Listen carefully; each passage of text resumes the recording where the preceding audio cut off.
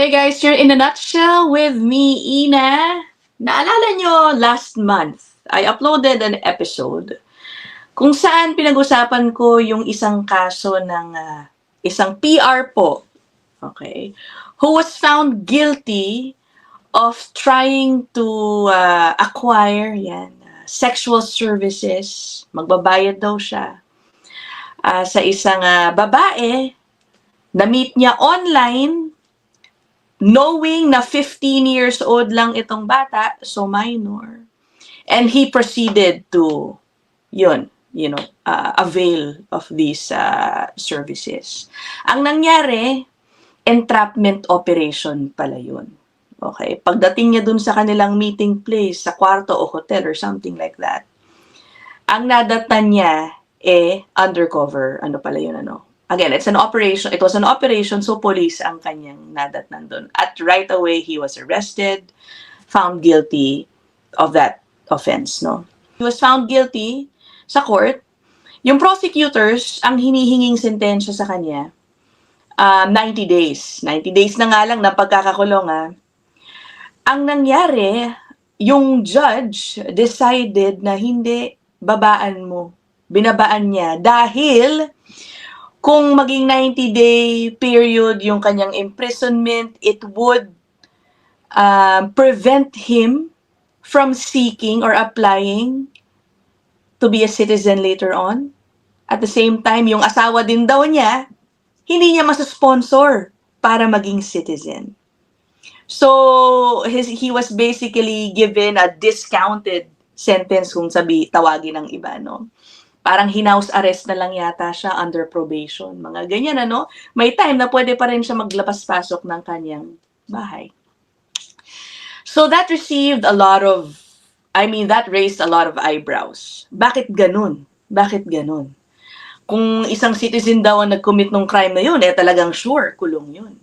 Pero bakit kinonsidera ng judge, in that case, yung immigration status niya at naging dahilan para babaan ng kanyang sentensya. But anyway, that is how the law works in Canada, whether we like it or not. Well, itong Conservative Party, obviously, inis na sila sa ganyang sitwasyon because hindi po yan first time na nangyari. Dahil po sa mga ganyang insidente, ngayon, ang Conservative Party maghahain sila ng isang batas to amend the criminal code para hindi na raw ikonsidera ng mga judge ang immigration status ng mga non-citizens, okay, sa tuwing kailangan nila mag-decide ng, punishment for them. Okay? Sige, ang nagpa-press con po ang isang MP ng Conservatives tungkol dyan. I will play that video for you, yung soundbite niya, si MP Michelle Rempel Garner. Okay, I will play her soundbite. Since 2013, a Supreme Court ruling has permitted judges to consider immigration status when sentencing. This has been seen in several recent high-profile cases. Anyone seeking residence or citizenship in Canada has responsibilities as well as rights. When it comes to sentencing non-citizens, Canada has essentially adopted a form of two-tier justice where judges can and have given lighter sentences to individuals who are non-citizens by virtue of this ruling. This offends all principles of fairness that should be foundational to our justice system. This is why, once the House of Commons resumes this fall, Conservatives will introduce legislation to amend the Criminal Code to rectify this issue. Our bill will add a section after Section 718.202 of the Criminal Code, which will expressly outline that any potential impact of a sentence on the immigration status of a convicted non-citizen offender or that of their family members should not be taken into consideration by a judge when issuing a sentence. I want to be very clear. The vast majority of Canada's immigrants and temporary residents abide by our law. But removing non-citizens who have been convicted of serious crimes is a no-brainer, and it's one which the Liberals have failed to act upon. By contrast, Conservatives will always fight to protect Canadians, the value of our citizenship, and the safety of every person who lives here. Becoming a Canadian is a privilege, not a right. Thank you. Okay, narinig yun, Sabi niya, removing non-citizens who commit serious crimes is a no-brainer. I'd like to get your thoughts on that. Palagay nyo, halimbawa, ikaw ay isang temporary resident dito. Okay, international student, visitor, yan, temporary foreign worker, tapos ikaw ay nag-commit ng crime. Palagay nyo, dapat automatic, ipa-deport ka? Or depende po ba yan palagay nyo sa crime na kanyang, sa offense na kanyang i-commit? Okay? What if mas magiging passionate ba kayo na suportahan yan kung ang offense let's say selling illegal drugs versus shoplifting, mga ganon, no? Kasi meron pong mga sinahit na kaso, itong si MP Garner, ano nga ba yung kanyang surname? Yeah, Garner. Isa po sa binanggit niya sa press ko niya ito, yung una kong kinakwento sa inyo, no? Meron pa po siyang binanggit na isang kaso, which I will share with you. This naman involves somebody who was on a visitor visa. Okay, ang nangyari dito, he was found guilty of committing, a brazen yet minor sexual assault in a crowded nightclub. Okay, ito po yung kwento niya. This is a court ruling, Ayan. Ito yung storya po nung kanyang biktima. Hindi na po pinangalanan, yung victim dito, pero 18 years old po. A couple of hours after the victim arrived in the bar, she was standing there, okay, waiting to order a drink, when she felt a hand on her back. Initially, she thought nothing of the touch, believing that one of her friends was behind her, pero yun na nga, the hand traveled down her back, touching her buttocks and vagina. Wheeling around in shock, she saw na ibang tao pala to, hindi niya kaibigan. Well, anyway, kahit pa kaibigan, hindi dapat gawin yun, Nakita niya na itong suspect, okay, ang salarin. And before the victim could say anything else, yung salarin, Mr. Singh, again grabbed her private area. And then the victim blurted out, "What are you doing?" So Mr. Singh walked away. The assault lasted a matter of seconds, perhaps 5, sabi dito, no? Okay, so yun ang root of the problem here. Ngayon, nagkakasuhan sila, ganyan. Nagpresenta ng kanilang kaso, no? Meron silang binigay na immigration opinion letter. Okay, ang sabi dito, kung si Mr. Singh daw is na-convict ng sexual assault, he will then be subjected to a removal order at ipapadeport without no rights of appeal. Okay, hindi rin daw siya makakapag-appeal based on humanitarian and compassionate grounds. Okay? Pero if he is discharged, he would have an admissibility hearing to determine if a removal order should be made, and in that procedure, magkakaroon siya ng right to appeal. Okay, well, I guess you can guess what happens next, Ang decision po ng korte, mas mabigat yung magiging consequence daw sa buhay ni Mr. Singh kung siya ay makonvict. Hence, binigyan po siya ng tinatawag na conditional discharge, 15 months probation po ang kanyang sentensya. Okay? What do you think about that? Isa po to sa mga binanggit na kaso ni MP Garner, By the way, interesting din tong status kasi ni Mr. Singh. Hindi lang po siya simpleng visitor. And I think itong background niya also played a role sa naging desisyon ng judge. 25 years old daw pala si Mr. Singh nung kinumit niya yung offense. It was his first ever offense, first offender. So naka-visitor visa siya, Pero 2018 pa lang, dumating na siya dito, nag-study permit siya, okay? 4-year permit to study at York University in Toronto. Okay? Hindi daw niya na-enjoy masyado ang buhay niya.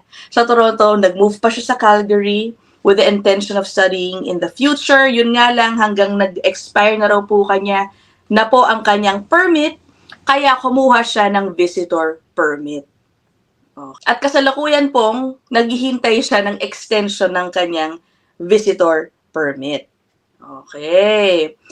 Ang sabi dito, he intends to apply also for a work permit as he is not allowed to work without either a work or study permit. His long-term goal is to start his own painting company. Ayan. Tapos meron pa ditong information sa buhay talaga, personal life ni Mr. Singh. Privileged, supportive upbringing daw ang meron siya. In Calgary, he lives with two pro-social friends he is known since the three young men were 14. Dinidescribe naman daw siya na respectful, friendly, good person. Balak pa daw nito magpakasal sa kanyang girlfriend. Okay? Who, by the way, speaks very highly of Mr. Singh. I wonder kung ano na ang sinabi na kanyang girlfriend matapos yung incidenting ito. So sabi dito, his friends and girlfriend are all aware of Mr. Singh's offense and all confirm that his behavior is entirely out of character. So considering all these factors, yun na nga, nabanggit ko sa inyo kanina, bumaba muli ang kanyang sentensya. Okay, kumbaga, kasi if you do that, hindi niya na ma-attain yung plano niyang future dito sa Canada. Yun ang basically sinasabi ni Judge. It is appropriate daw, okay, tama lang daw, na i-take into account yung collateral immigration consequences as long as the sentence imposed remains proportionate to the seriousness of the crime and the degree of responsibility of the offender. Yan. Kaya ako po tinatanong sa inyo kanina, palagay nyo, ano ba yan? Do you think it's case-to-case basis? Kung ikaw ay naka-temporary resident permit dito, ano ba yun para sa inyo? Automatic, kahit ano pang offense yun, basta gumawa ka ng mali dito, dapat paalisin ka na. Or do you agree that it should depend, on the gravity, seriousness of the offense? Well, clearly, itong conservatives, ang ini-emphasize naman nila, serious crimes. But then, ayun na nga, sinite itong example na ito. Is this a serious crime? I mean, it is a crime. Kung ako din yun, kung ako yung biktima nun, syempre gusto ko umalis ka na dito, diba? Lalo na, visitor ka lang. Parang gano'n, Itong si conservative leader din, si Pierre Poilievre. Nagsasalita rin lately tungkol dito, Ito rin ang sabi niya sa mga temporary residents or non-citizens who commit crimes. Thank you. Well, for anyone who has been deemed inadmissible needs to leave, and they need to be deported. Anyone who commits a crime while they're in Canada, they need to be immediately detained, and when their detention is complete, they need to be deported from the country. We need to track down the roughly 600 criminals that the Liberals have lost track of. That means using all our security agencies to find out where they are, to locate them, arrest them, put them on planes, get them out of Canada. Ayan. So that's his position, If you're a non-citizen who commit a crime, dapat i-detain ka. Pag na-serve mo na yung imprisonment mo o detention mo, alis. Sabi ni Poilievre. Ngayon, pinuntahan din niya yung issue ng temporary foreign workers, Sabi niya, kailangan talaga ng matinding pagbabago dito dahil sabi niya, ang PFW program was never intended, sabi niya. So, less wages. We've spoken about this, we've talked about this in previous episodes. Sabi niya, nakikinabag na, masyado nang nawiwili ang mga malalaking negosyo dito sa TFW program. Hindi niya na nasa-serve yung purpose niya na para po yan ay kunin o punan ng mga foreign worker ang mga trabahong hindi masyado gusto ng mga Canadians. Ito po yan, meron din siyang sinasabi dito. Ito yan, pakinggan natin siya, The big corporations love it because they can drive down wages for Canadian youth who are facing unprecedented unemployment. The temporary foreign worker program was not meant to drive down wages. It was meant to fill jobs that Canadians could not or would not do, particularly in agriculture. Now it's just become a full-purpose thing that Starbucks or anyone else can use to drive wages down. If they're having a hard time getting Canadian youth working, what they need to do is raise wages. So we need to cut back on the temporary foreign worker program. And finally, the overall number needs to go down. Over the next several years, we actually need more people leaving than coming. That's net negative migration. And so that's what I've said. We've got these millions of people whose visas are going to come up. When their visas run out, they're not eligible to stay. They need to be told to leave, and if they don't leave, then obviously they need to be deported. and that will allow us our housing, healthcare, and jobs to catch up with the number of people in our country. Yun, sabi niya, there needs to be more people leaving than arriving. One issue na nire-raise ng conservatives is parang hindi daw updated ang figures ng government website ng Canada tungkol sa immigration data. Isa po yan, ano? Sabi niya, parang may tinatago yata ito, no? Pero hindi ko pa masyado na-research yan. Nababasa ko lang po yan sa ilang mga reports na nagtatanong sila, anyari, bakit hindi nyo ina-update? Meron ba kayong tinatago?